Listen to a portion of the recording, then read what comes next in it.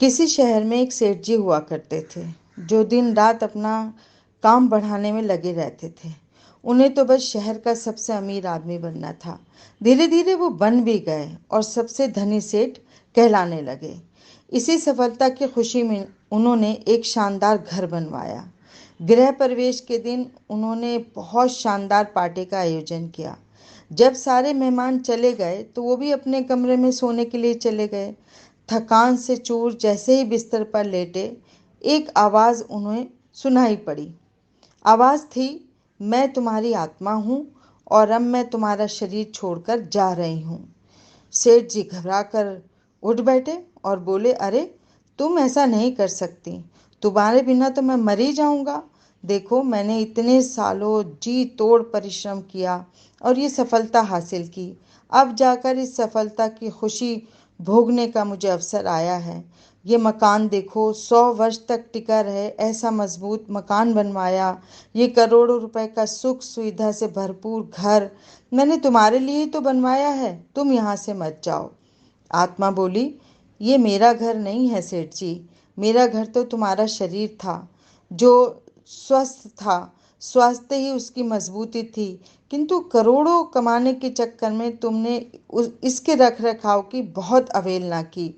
मौज और शौक के कबाड़ तो भरता रहा, पर मजबूत बनाने की तुमने जरा भी ध्यान नहीं दिया अपने शरीर को।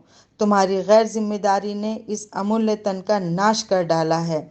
आत्मा ने स्पष्ट करते हुए कहा, अब इसे ब्लड प्रेशर, डायबिटीज, थायराइड, मोटापा, कमर दर्द जैसी बीमारियों ने घेर लिया है।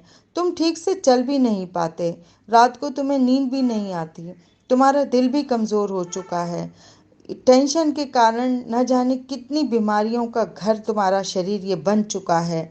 अब तुम ही बताओ, क्या तुम ऐसे जर्जरित मकान में रहना चाहोगे जिसके चारों ओर कमज़ोर असुरक्षित दीवारें हों, जिसका ढांचा चरमरा गया हो, फर्नीचर को दीमक खा गई हो, प्लास्टर रंग रोगन उड़ चुका हो, ढंग से सफाई तक नहीं होती, यहाँ यहाँ वहाँ गंदगी पड़ी रहती है, जिसकी छत भी टपक रही हो, जिसके खिड़की दरवाजे टूटे हों?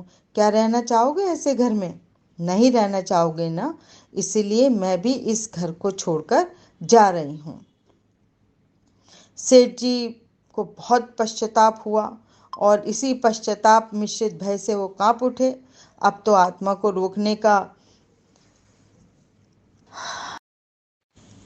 सेठ जी को बहुत पश्चाताप हुआ और उसी पश्चाताप मिश्रित भय से वो कांप उठे। अब तो आत्मा को रोकने का कोई भी रास्ता नहीं था, ना ही उनमें कोई सामर्थ्य और ताकत बची थी। सेठ जी के पास कुछ नहीं बचा।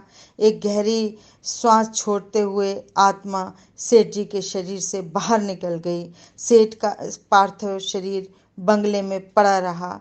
ये कहानी आज अधिकांश लोगों की हकीकत है।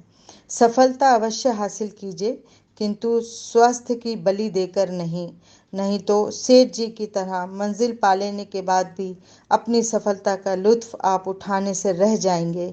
आइए, आज से ही, सुबह से ही, आज से ही व्यायाम करें, दौड़ें, क्योंकि हम पहले तो पैसा कमाते हैं, नौकरी या बिजनेस करते हैं, बाद में वही पैसा हम अस्पतालों में खर्च करते हैं अच्छा शरीर पाने के लिए। तो हम आज ही अपनी नींद खोलें और अपने स्वास्थ्य की ओर ध्यान दें।